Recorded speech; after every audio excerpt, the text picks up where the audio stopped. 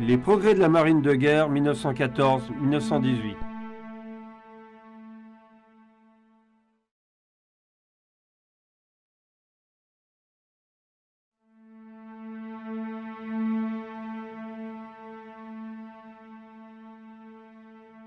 L'une des causes principales de la Première Guerre mondiale a été la course à l'armement naval entre l'Allemagne et la Grande-Bretagne. Et pourtant, ironiquement, la marine de guerre n'a joué qu'un rôle très limité dans la résolution du conflit.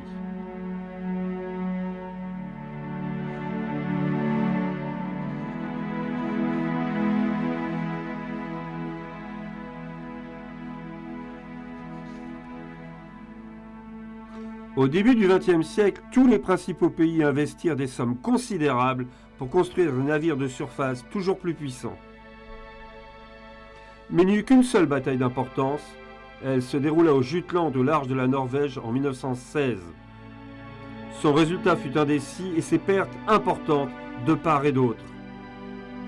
En fait, aucune des flottes de surface n'a été capable d'établir sa suprématie en haute mer.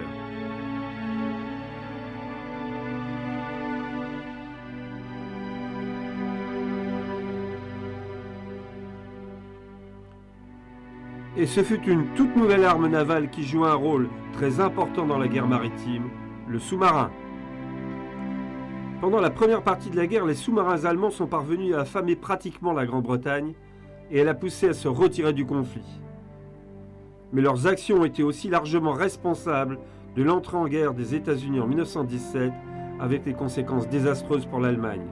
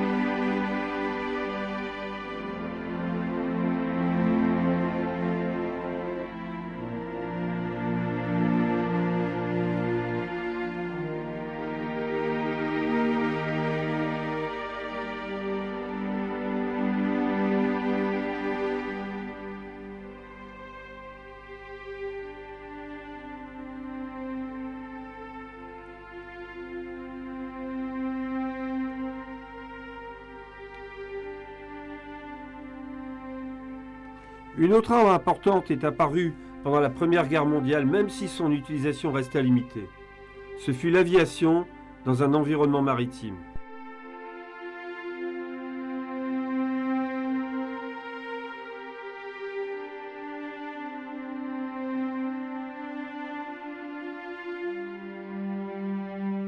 Les premiers avions furent d'abord utilisés pour accomplir des vols de reconnaissance en mer, mais dès la fin de la guerre, on assista aux premiers atterrissages par appontement sur des porte-avions expérimentaux.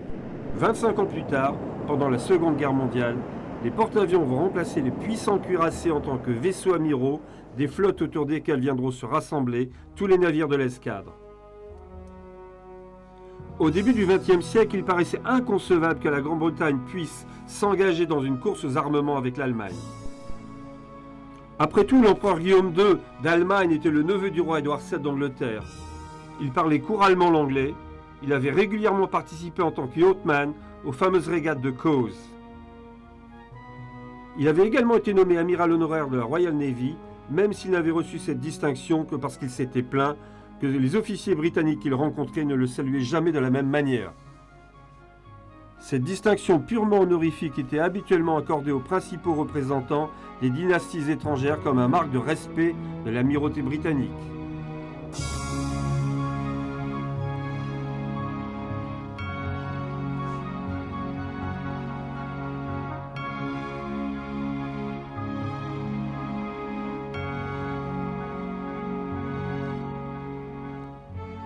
La puissance maritime définissait le statut mondial d'une nation, et l'Empire britannique tenait, sans contestation aucune, la première place en termes de taille et de puissance.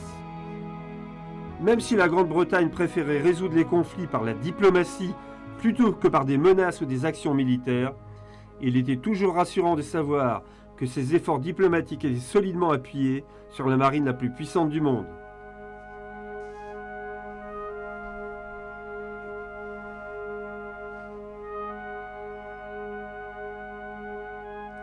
L'Allemagne était une nouvelle puissance au plan mondial.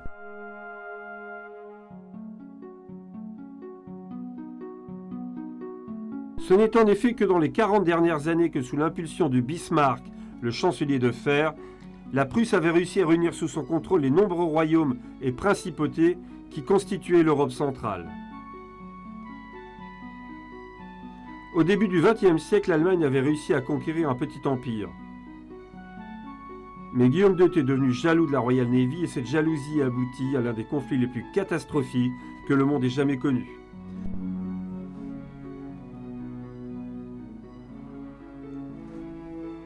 Cette obsession fut entretenue par son ministre des Affaires maritimes, Alfred von Tirpitz. Tirpitz pensait qu'il pourrait utiliser la prodigieuse puissance industrielle de l'Allemagne du début du XXe siècle pour créer une flotte de haute mer capable d'affronter la Royal Navy. Peut-être pas sur toutes les mers du globe, mais au moins pour dominer la Manche et l'océan Atlantique. Ce plan était typique de la mégalomanie de Guillaume II. En effet, géographiquement l'Allemagne était entourée de terres et ses seuls ports sont sur la mer Baltique. Or, pour sortir de la mer Baltique et gagner l'océan, il fallait pouvoir passer les eaux peu profondes au large des côtes danoises. Si le roi Édouard VII avait vécu plus longtemps, on peut penser que la Première Guerre mondiale aurait pu être évitée, parce qu'il avait une grande influence sur son neveu. Mais Édouard VII est mort en 1911 et George V lui a succédé. Et Guillaume II fut libre de donner libre cours sans contrôle à tous ses fantasmes et ses prétentions.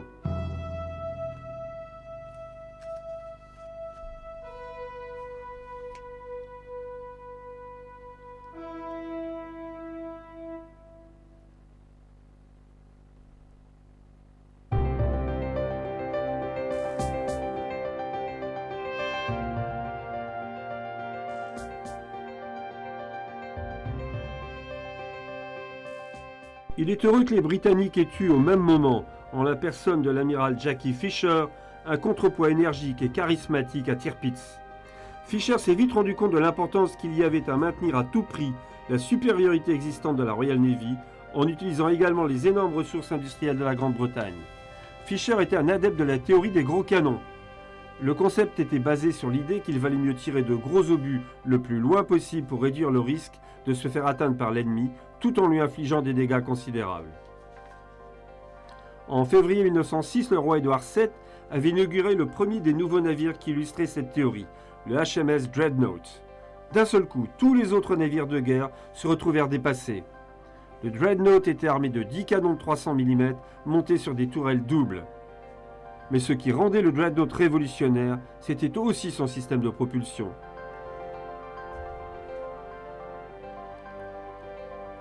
Ces turbines à vapeur faisaient tourner 4 arbres d'hélice qui lui permettaient d'atteindre une vitesse de 21 nœuds. Mieux encore, le Dreadnought avait été construit en moins d'1 an aux arsenaux de la Royal Navy à Portsmouth. Son impact fut si fort que le terme de Dreadnought devint le nom générique pour désigner les grands croiseurs de bataille qui furent lancés par toutes les marines du monde pendant les dernières années précédant le conflit. En 1906, la marine de guerre allemande n'était que la 5e du monde. En 1914, elle était parvenue au second rang.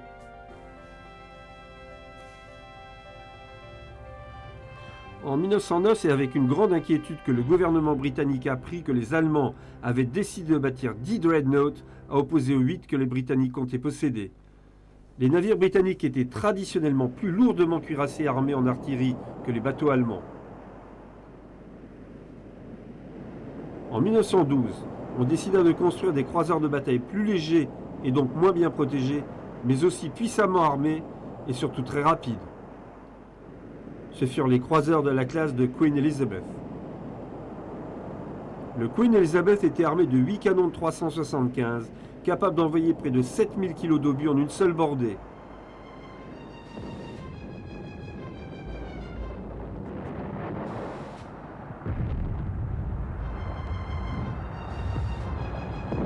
Ce furent probablement les meilleurs navires de surface de la Première Guerre mondiale et on s'en servit même pendant la seconde, 25 ans plus tard.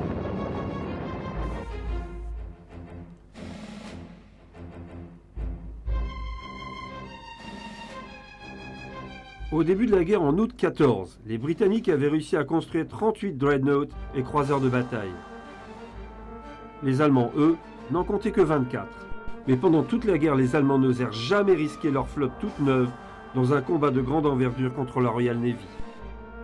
Après seulement quelques semaines, en 1914, des éléments de la Royal Navy attaquèrent un escadron de navires allemands près de leur base de Heligoland. L'escadre britannique, qui comptait 2 croiseurs légers et 31 destroyers, se trouva rapidement en difficulté face à des renforts allemands beaucoup plus importants.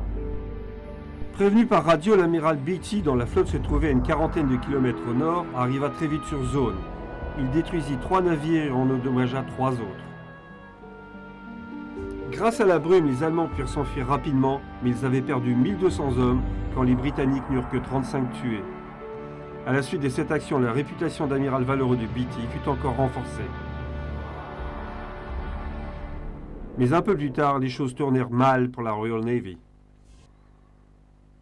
Depuis le début de la guerre, l'amiral Maximilian von Spee, qui était à la tête de l'escadre allemande de l'Extrême-Orient en Asie, avait détruit de nombreux bateaux marchands dans l'hémisphère sud. Sa flotte était composée de bateaux modernes et efficaces et comptait notamment 2 croiseurs de ligne, le Scharnhorst, le Gneisenau et 3 croiseurs légers. Le 1er novembre 1914, au large de la côte du Chili à Cornell, ils engagèrent le combat contre l'escadron naval de l'amiral Sir Christopher Cradock, qui fut anéanti. Cependant, grâce à l'interception de conversations radio, l'amirauté apprit que Spee comptait maintenant attaquer les nombreux navires marchands qui sillonnaient les routes maritimes au large des côtes d'Amérique du Sud.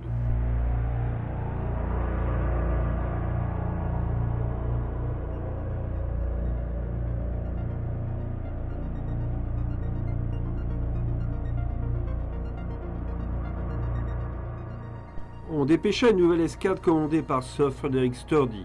Elle comptait 2 croiseurs de bataille rapides tout neufs, l'Invincible et l'Inflexible, et 6 autres croiseurs plus anciens. La flotte devait ravitailler en charbon à Port Stanley dans les îles Malouines. Spee, de son côté, décida de se diriger rapidement vers Port Stanley avec l'intention de détruire la station de radio britannique ainsi que le dépôt de combustible pour le ravitaillement des bateaux qui s'y trouvaient. Lorsque les 2 flottes se rencontrèrent, Spee, qui ne connaissait pas la force de l'escadre britannique, fut submergé par sa puissance de feu. Les pertes britanniques s'établirent à 10 morts pendant la bataille et aucun des navires britanniques ne fut sérieusement endommagé.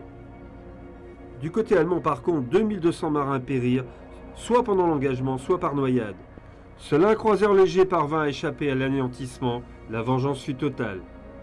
La première conséquence de ce succès fut qu'il n'y eut plus aucune attaque en haute mer de navires de commerce par les Allemands dans les eaux sud-américaines.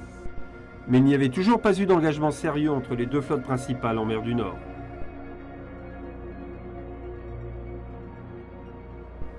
Le 16 décembre, un escadron d'attaque commandé par Franz von Hipper bombarda les ports britanniques fortifiés de Scarborough, Whitby, Hartlepool. L'attaque dura à peine 1 heure, 137 civils furent tués et près de 600 blessés. Hipper y gagna le surnom de tueur de bébés.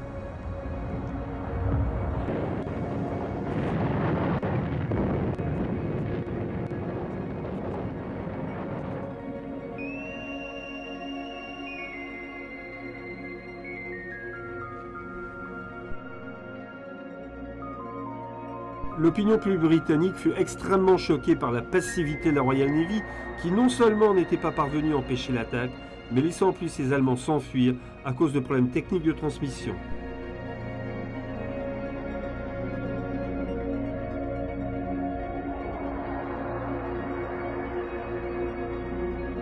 Ce fut le brillant David Beatty qui se chargea d'assurer la revanche de la Royal Navy. Encouragé par son succès, Hipper préparait une nouvelle attaque sur les côtes anglaises. Mais une fois encore, les échanges radiophoniques allemands furent interceptés par les Britanniques. L'amiral Beatty se mit en route avec une flotte composée de 5 croiseurs de bataille assistés par 6 croiseurs légers. Il renforça son escadre d'autres croiseurs légers et destroyers venus de Harwich.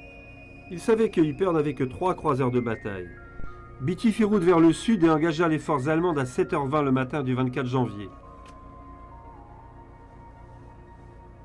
Quand il s'aperçut de la disparité des forces en sa défaveur, Hipper, qui croyait que les croiseurs britanniques étaient relativement lents, essaya de s'échapper. Mais en fait, les navires britanniques étaient bien plus rapides que leurs équivalents allemands. Dès 9 h du matin, la flotte allemande était à la portée des canons britanniques et à 9 h 30, la bataille commença. Il paraissait évident que les Britanniques allaient obtenir un succès important. Mais Beatty avait peur des champs de mines et quand on lui rapporta qu'on avait également aperçu des sous-marins allemands, il décida d'abandonner le combat en permettant à l'escadre de Hipper de s'échapper. La bataille avortée avait coûté la vie à 15 marins britanniques. Une fois encore, la flotte de surface de la Royal Navy n'avait pas réussi à gagner une victoire décisive. En février, une flotte comprenant des navires anglais et français se mit en route vers le détroit des Dardanelles en Turquie. L'objectif était de capturer Constantinople pour libérer le passage des navires qui transportaient le matériel destiné aux forces russes qui avaient beaucoup de difficultés contre les Allemands. Un autre bénéfice attendu était d'obtenir le retrait de guerre de l'Empire ottoman. L'opération était conçue au départ pour n'être qu'une opération navale par laquelle les fortifications turques qui gardaient les détroits seraient anéanties sous une pluie d'obus tirés par des navires des forces alliées. Le détroit des Dardanelles mesurait 65 km en longueur, 7 km en largeur en moyenne. Il y avait aussi une partie plus étroite où les rives étaient séparées l'une de l'autre de 1600 mètres, et cette partie était surplombée par des falaises abruptes et fortement défendues. De plus, des courants capricieux rendaient la navigation délicate pendant la traversée. Winston Churchill, qui était alors ministre de la Marine, considérait que c'était une opportunité idéale pour ouvrir à peu de frais un second front. Le plan prévoyait de neutraliser l'artillerie située à l'extérieur des murs des fortifications par un tir de barrage nourri à partir des navires quand il se trouverait encore hors d'atteinte des canons turcs. Puis la flotte alliée s'avancerait dans le détroit jusqu'au point le plus étroit pour permettre à l'artillerie de moyenne portée de détruire les batteries disposées sur les rives. Pendant ce temps-là, les dragueurs de mines nettoieraient les champs de mines qui piégeaient probablement cette partie du détroit, et la phase finale de l'attaque prévoyait la prise et la destruction des forts par les fusiliers marins. Mais le plan comportait de nombreuses incertitudes. Même si le bombardement naval s'avérait un succès, le manque de troupes en nombre suffisant empêcherait les Alliés de sécuriser les rivages du détroit. En l'absence de tout soutien logistique, il rendrait nécessaire le retrait d'une partie importante de la flotte pour se ravitailler en combustible, munitions, nourriture et équipements. Le 10 février, le bombardement naval commença. L'escadre franco-anglaise comprenait le tout nouveau croiseur de bataille Queen Elizabeth, 3 autres croiseurs de bataille récents, accompagnés de 16 autres croiseurs de l'époque antérieure au lancement du Dreadnought, dont 4 navires français, 4 croiseurs légers, 18 destroyers, 6 sous-marins, 21 dragueurs de mine et le porte-avions l'Ark Royal. Malgré un déluge de feu tiré à longue distance sur les forteresses et redoutes du Cap Helles de Kumkale par Britanniques et Français, l'attaque s'avéra un échec du fait de l'excellente organisation de la défense turque et d'une qualité de tir insuffisante des canons alliés. Par manque d'informations, les Alliés ne se rendirent pas compte que les dommages infligés aux défenses turques étaient en fait beaucoup plus graves qu'ils ne le croyaient. De plus, les défenseurs avaient pratiquement épuisé toutes leurs munitions. Un nouveau bombardement fut tiré de plus près la semaine suivante après que les opérations ont été interrompues du fait du mauvais temps pendant plusieurs jours. Il n'y eut pas plus de succès.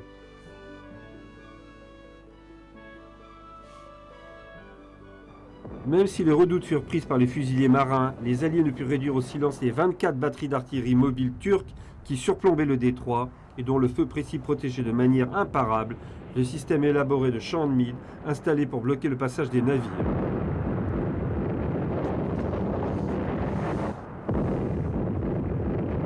Si l'on ne parvenait pas à neutraliser les champs de mines, la flotte ne pouvait plus progresser, et si on ne pouvait pas détruire les batteries d'artillerie mobile, les champs de mines étaient imprenables. Cependant, l'échec relatif des 2 premiers bombardements navals n'empêcha pas Churchill d'ordonner une nouvelle attaque pour forcer les détroits et détruire les champs de mines.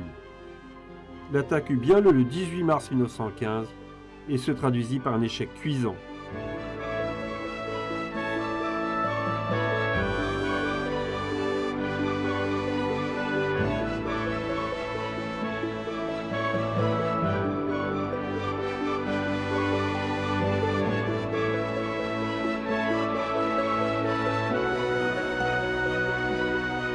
Pendant ce temps-là, à Londres, le ministère de la Guerre avait ordonné la constitution d'un corps expéditionnaire sous les ordres de Sir Ian Hamilton. Ce qui devait être une opération à haut rendement devenait un investissement lourd en hommes et en matériel.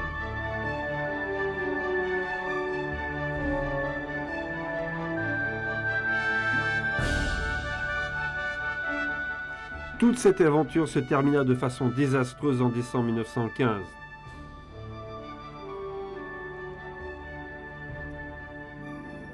On peut dire d'ailleurs que la partie la plus réussie était la retraite et l'évacuation par la mer du corps expéditionnaire avec la perte en tout et pour tout d'un seul homme.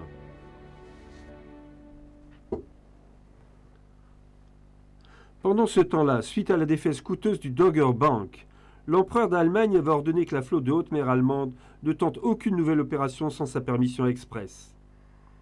En 1916, la flotte de haute mer allemande reçut un nouveau commandant en la personne de Reinhard Scheer. Il était convaincu que le système de codage des transmissions allemandes était enfin sûr. Il se mit donc à préparer de nouvelles expéditions visant les côtes britanniques. Comme la grande flotte britannique était ancrée à Scapa Flow, loin dans le nord de l'Écosse, il était certain de réussir. Mais ces codes étaient déjà déchiffrés et les Britanniques n'ignoraient rien de ce qu'ils préparaient. Scheer savait que l'escadre des croiseurs de bataille de Beatty est au mouillage dans le Firth of Forth. À la fin, mais il appareilla avec un plan pour attirer Beatty dans un piège.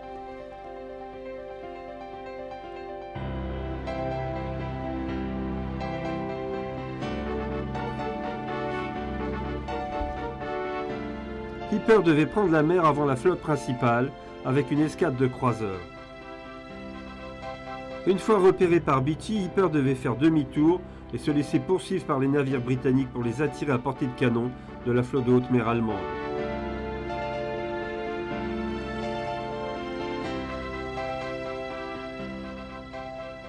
Malheureusement pour lui, ce que Scheer ne savait pas, c'est que plus de 150 navires de la grande flotte britannique, sous les ordres de Lord Jellicoe, s'étaient eux aussi mis en route pour suivre à distance l'escadre de Beatty en mer du Nord.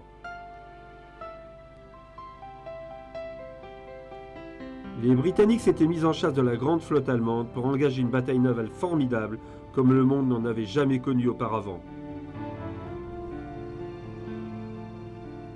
Pour les conservateurs qui dominaient la minorité britannique, c'était tout ce pourquoi ils avaient été entraînés, c'était leur raison d'être. L'opinion britannique, elle aussi, avait besoin d'une victoire spectaculaire après tant d'affrontements passés sans succès réellement décisif.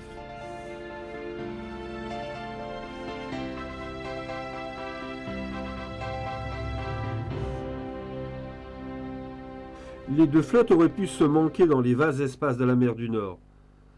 Mais c'est un navire de commerce qui se trouvait lui aussi dans la parage des deux flottes qui fournit l'étincelle qui mit le feu aux poudres.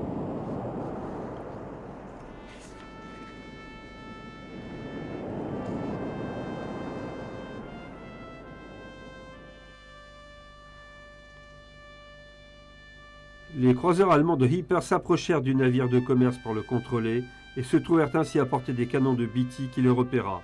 L'escadre allemande vira vers le sud et Beatty ordonne à un navire de son escadre de le suivre. Malheureusement, une mauvaise transmission d'ordre amena la plupart des bateaux à partir dans la mauvaise direction.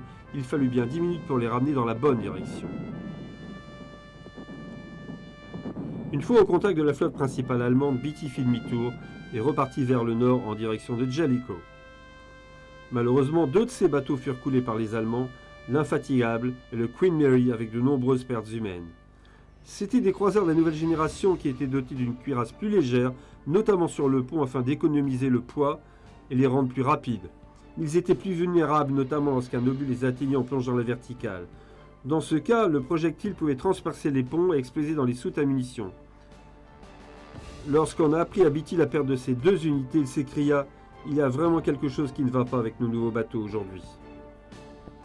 Scheer ne s'attendait vraiment pas à rencontrer la grande flotte anglaise de Jellicoe sur sa route. Il se rendit compte qu'il n'aurait aucune chance d'un affrontement et décida de se replier vers le nord en direction de la Baltique.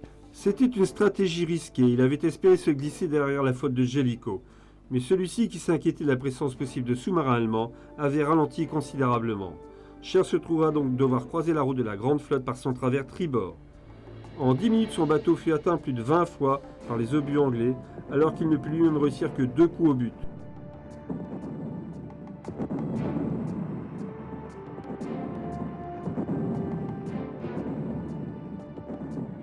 Une fois encore, Scheer décida de fuir, alors que les tirs continuaient dans la nuit tombante. En s'échappant dans l'obscurité, Scheer fut aidé par la décision de Jellicoe de faire lui aussi demi-tour par peur des sous-marins, craignant que Scheer n'essaye de l'attirer dans un piège pour le torpiller.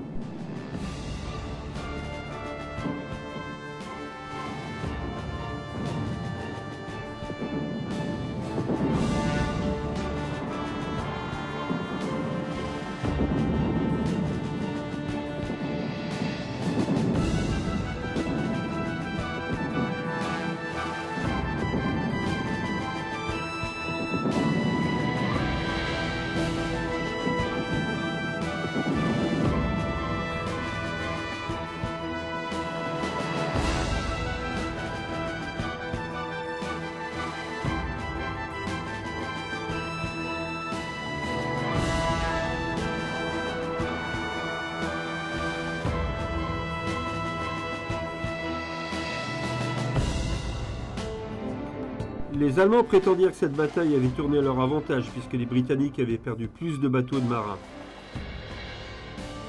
Mais de nombreux navires allemands avaient été gravement endommagés par la canonnade des croiseurs de bataille britanniques.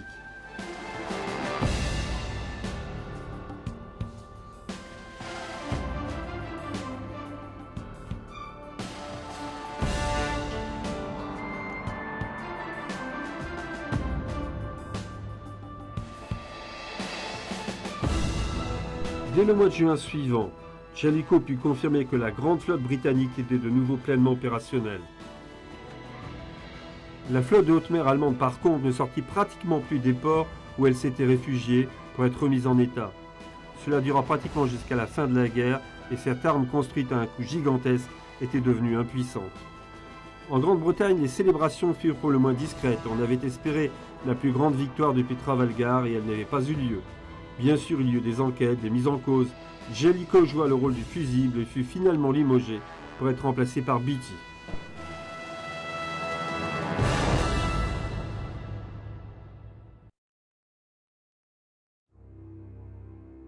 Très rapidement, les flottes de surface de tous les belligérants commencèrent à utiliser l'aviation pour l'observation et la reconnaissance. La puissance et la portée accrue des canons qui armaient la nouvelle génération des croiseurs posait le problème de repérer aussi exactement que possible la position et la distance où se trouvait l'ennemi. La grande époque où les bateaux lâchaient leurs bordées à quelques mètres les uns des autres était définitivement révolue. Dorénavant, les navires pouvaient se protéger par la distance d'où ils tiraient, à plusieurs kilomètres de leur cible. Mais bien sûr, plus on était loin, et moins on pouvait voir l'ennemi et bien régler son tir. C'est pourquoi l'apparition de l'avion moins de 10 ans avant le déclenchement de la guerre avait ouvert de nouvelles possibilités d'observation. Les ballons dirigeables étaient une des solutions possibles et la marine allemande choisit d'utiliser les énormes Zeppelin.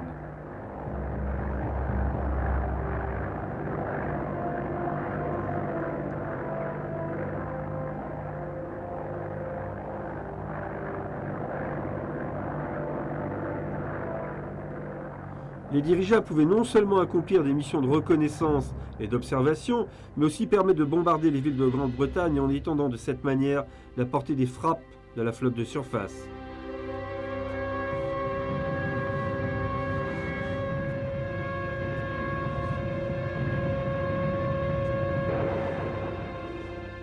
Mais les dirigeables étaient lents et vulnérables, ils étaient également difficiles à piloter en cas de mauvais temps.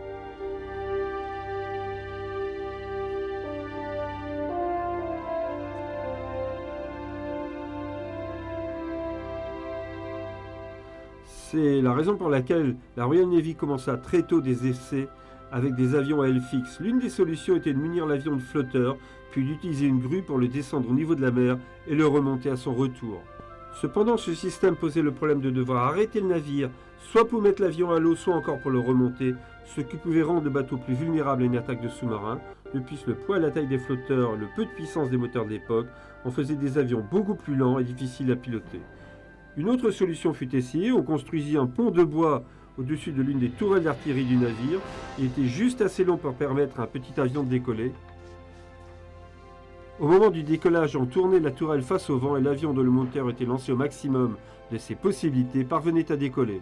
Mais l'avion, une fois lancé, sa mission accomplie, devait pouvoir continuer à voler pour atterrir sur un aéroport ami ou revenir faire un amérissage forcé dans l'eau près du navire, attendre qu'on vienne le récupérer.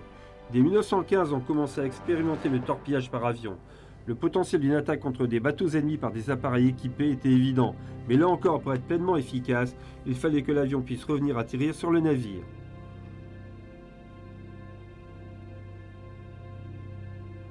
On décida de modifier un croiseur léger, le Furieux, de telle sorte qu'il ait un pont plat à l'avant. En 1916, le lieutenant Denning fut le premier pilote à ponter sur un navire avec un avion au retour d'une mission. Mais on s'aperçut très vite que la superstructure du bateau créait des problèmes de turbulence et de visibilité à cause de la fumée. À son deuxième appontage, l'avion de Denning éclata un pneu de train d'atterrissage. Il bascula par-dessus bord et Denning se noya avant qu'on puisse le secourir. Il fallait aller plus loin et construire un pont complètement plat au-dessus d'une coque conventionnelle. On réquisitionna un paquebot en construction en Italie, on le dota d'un pont plat sur toute sa longueur, rebaptisé l'Argus. Ce premier porte-avions fut en service jusqu'à la fin de la Deuxième Guerre mondiale. L'aviation navale se développa beaucoup plus lentement aux États-Unis, et ce n'est qu'en 1920 que le premier porte-avions américain, le Langley, fut inauguré.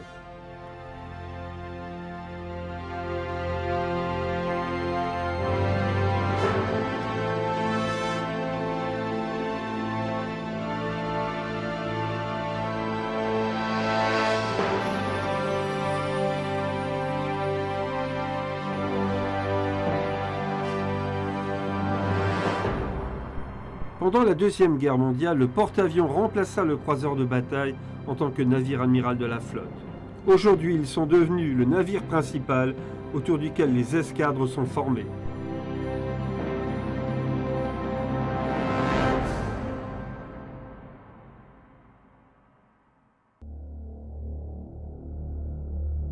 Si la flotte de surface allemande s'avéra un échec coûteux, il n'y en alla pas de même des sous-marins qui jouaient un rôle particulièrement important.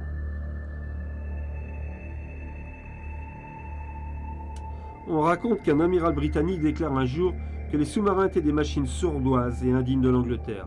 Même si cette citation est probablement inventée, elle résume bien le sentiment qui domina l'utilisation du sous-marin par les Britanniques et son développement limité. L'Amirauté n'était pas vraiment convaincue du potentiel offensif des sous-marins. Il en résulta que l'utilisation de la flotte sous-marine britannique fut limitée à un rôle principalement défensif de ses eaux territoriales. Les premiers sous-marins qui ont été construits au début des années 1900 étaient des engins rudimentaires propulsés par des moteurs à pétrole nauséabonds, potentiellement très dangereux. L'introduction de la classe D permit deux améliorations substantielles. L'adoption d'un moteur diesel et la capacité de transporter plus de torpilles. Les sous-marins de la classe D étaient dotés d'une coque dont le réservoir avait la forme d'une selle de cheval, ce qui signifiait que les réservoirs de ballast étaient situés de chaque côté à l'extérieur du sous-marin. Cela améliorait fortement la stabilité du bateau et l'équipage avait beaucoup plus d'espace que dans les sous-marins précédents de classe A à C, où les réservoirs de ballast étaient en fait construits à l'intérieur de la coque. Les sous-marins de la classe D n'avaient besoin que d'une minute pour être en mesure d'utiliser leur moteur à pleine charge, ce qui leur permettait de plonger plus rapidement en cas d'alerte. Il y eut ensuite les sous-marins de la classe E, qui étaient très similaires à ceux de la classe D. Ils étaient armés d'un canon de 12 livres, en plus de tubes lance-torpilles. Ce sont les sous-marins de la classe E qui furent utilisés le plus souvent par les Britanniques pendant la guerre. Les Allemands de leur côté s'attachèrent beaucoup plus aux capacités offensives des sous-marins et construisirent une flotte de bateaux à long rayon d'action. Leurs U-boats étaient rapides. En surface, ils dépassaient les 17 nœuds à l'heure, ce qui était beaucoup plus rapide que n'importe quel bateau de commerce. Lorsqu'ils étaient en plongée, ils allaient encore à 7 nœuds, ce qui était à peu près la vitesse de leur proie. Ils étaient également équipés d'un canon de 88 mm situé sur le pont.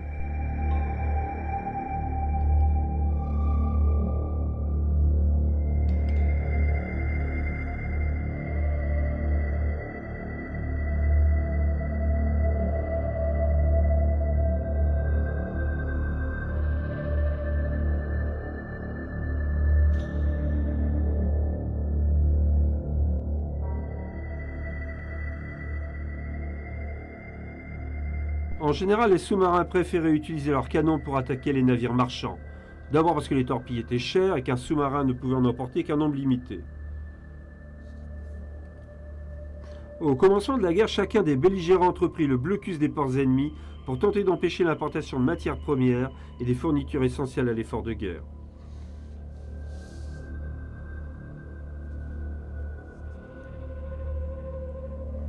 En pratique, cela revenait à obliger les bateaux marchands qui naviguaient sous pavillon d'autres à rebrousser chemin.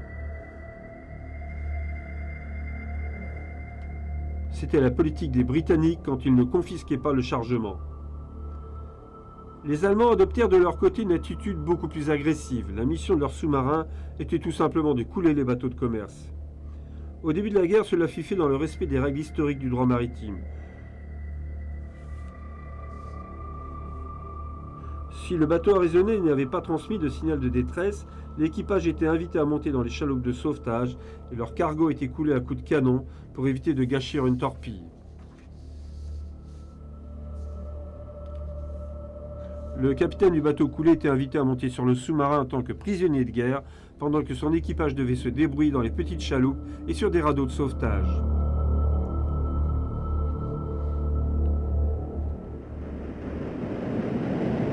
Les marins de la marine marchande étaient considérés comme des civils. À partir du moment où leur bateau avait été coulé, ils n'étaient plus payés. Ils avaient donc la consolation douteuse de savoir que leur combat pour survivre dans leur radeau de sauvetage était considéré comme des vacances par leurs employeurs. Mais les marchandises continuaient à arriver. Les armateurs des pays neufs paraissaient craindre beaucoup plus le blocus britannique que celui des Allemands, même si la Grande-Bretagne traversait une période de restriction. Cela rendit les Allemands furieux, qui décidèrent d'attaquer n'importe quel bateau sans avertissement et dans une guerre totale. Cette nouvelle politique ne pouvait que les amener à une confrontation avec les États-Unis d'Amérique.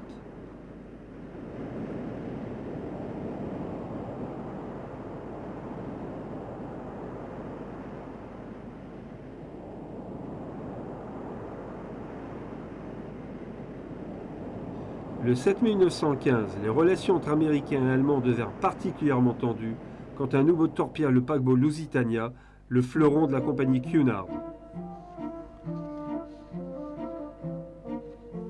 Lors de la semaine précédente, le paquebot avait fait escale à New York pour préparer sa traversée.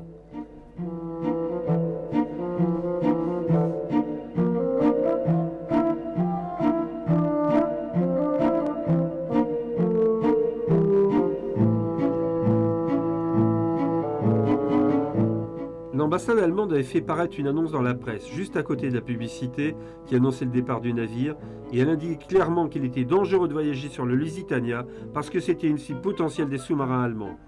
Plus tard, les Allemands affirmèrent que le paquebot transportait dans ces cales une cargaison secrète de munitions destinée aux Alliés sur le front de l'Ouest. Jusqu'à-là, l'opinion américaine n'avait pas choisi entre l'un ou l'autre des camps en conflit.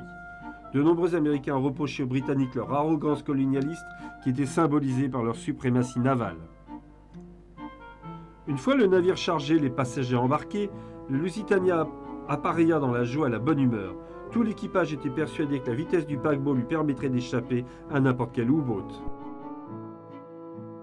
À son bord, les passagers pouvaient profiter de toute l'opulence de ces transatlantiques construits juste avant la guerre pendant les années dorées du transport maritime.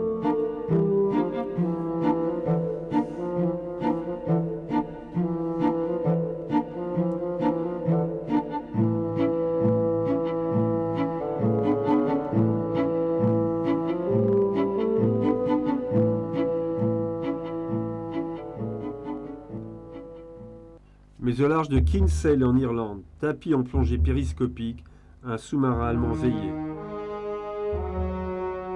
Une seule torpille qui fut suivie d'une deuxième explosion mystérieuse envoya le Lusitania par le fond en moins de 20 minutes. Il y eut plus de 1200 morts, dont de nombreux Américains connus et influents. À la suite de cette agression, l'opinion américaine devint de plus en plus pro-britannique. Un sentiment qui se renforçait chaque fois qu'on apprenait qu'un nouveau navire avait été coulé. Cependant, et malgré la détérioration de ses relations avec l'Amérique, l'Allemagne était déterminée à poursuivre sa guerre sous-marine totale. Les Allemands étaient en effet convaincus qu'ils parviendraient à terme à empêcher toute traversée de l'océan Atlantique. À long terme, ils n'avaient probablement pas tort, mais dès le 6 avril 1917, les États-Unis d'Amérique déclarèrent la guerre à l'Allemagne.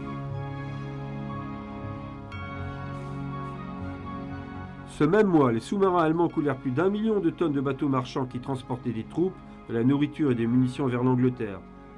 Un bateau sur 4 qui quittait les ports anglais finissait par le fond. À la fin de ce mois d'avril, il ne restait en Grande-Bretagne que 6 semaines de réserve de blé. Jusque-là, les bateaux de commerce avaient navigué de manière isolée, ce qui les avait rendus très vulnérables à l'attaque d'un seul sous-marin. On avait essayé un certain nombre de procédés pour repousser les attaques, comme par exemple de dissimuler un puissant canon sur un bateau piège. Dès que le sous-marin avait fait surface, les servants du canon se mettaient en action et endommageaient l'U-boat ou le contraignaient à s'enfuir. On les appelait des Q-ships, mais leur succès fut limité du fait du grand nombre de navires qui sillonnaient les routes maritimes.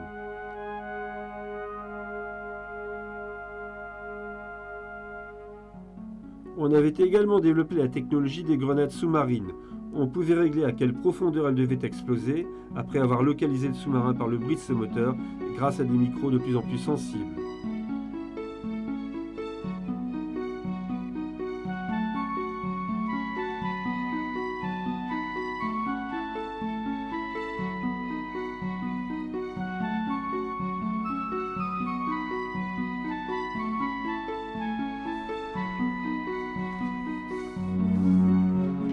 Fin 1917, le Premier ministre Lloyd George imposa une nouvelle technique de convoyage à l'amirauté qu'il trouvait jusque-là particulièrement inefficace. Les bateaux de transport devraient dorénavant obligatoirement naviguer en convoi protégé par des destroyers.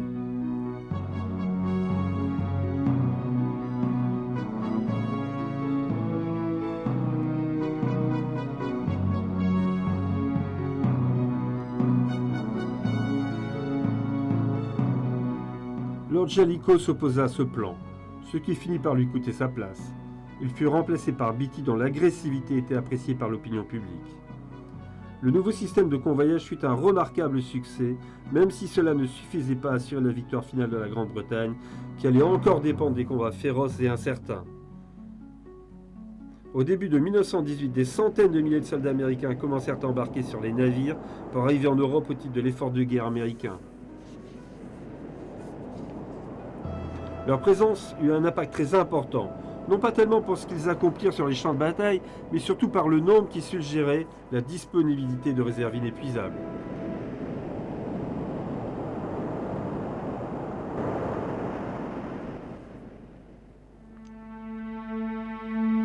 Il y avait aussi le succès du blocus britannique, qui se faisait cruellement sentir. Le peuple allemand manquait de nombreux produits de première nécessité parce que les meilleurs étaient réservés aux soldats sur le front. Il était particulièrement démoralisant pour les soldats allemands rentrés en permission chez eux de se rendre compte à quel point leur famille souffrait des privations dues à la guerre.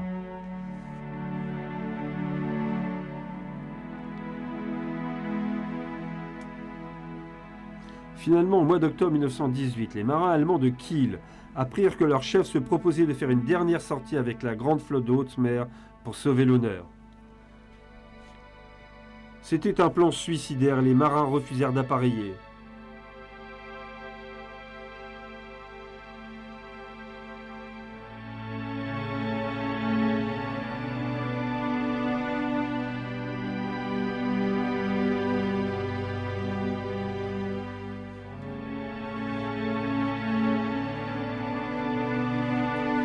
Même si le plan fut discrètement abandonné, on en entendit parler dans toute l'Allemagne. Il y eut des désordres qu'il fallut réprimer. En effet, les idées bolcheviques qui avaient conquis la Russie progressaient dans les esprits, et nombreux étaient ceux qui rêvaient d'étendre la révolution à l'Allemagne.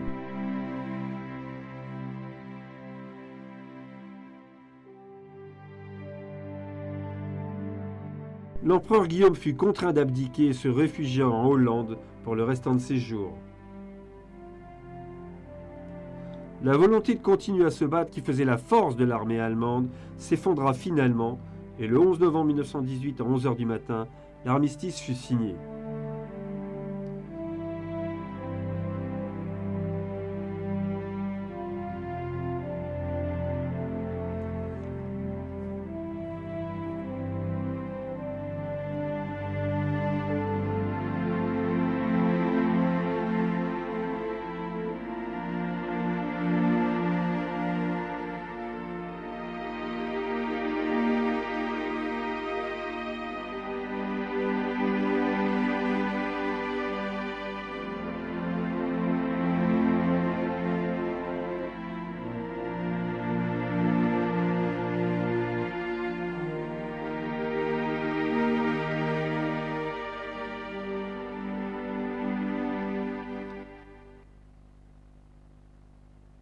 Dans les mois qui suivirent, les détails du traité de capitulation furent déterminés dans une série de réunions entre les Alliés.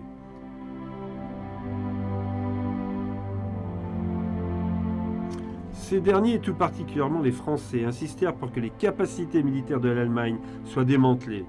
La marine de guerre qui avait été construite à un coût exorbitant fut l'abandon le plus coûteux.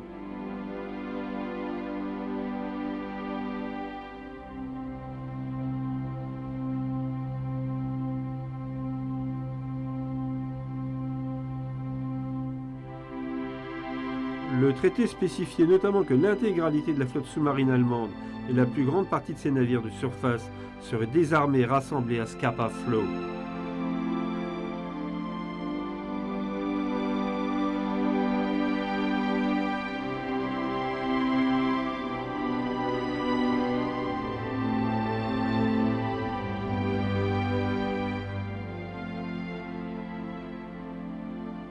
Le 21 juin 1919, les équipages allemands décidèrent de saborder leurs navires. C'est donc de leurs propres mains que les Allemands ont réussi là où la Royal Navy avait échoué. Ils coulèrent la totalité de la flotte de haute mer allemande.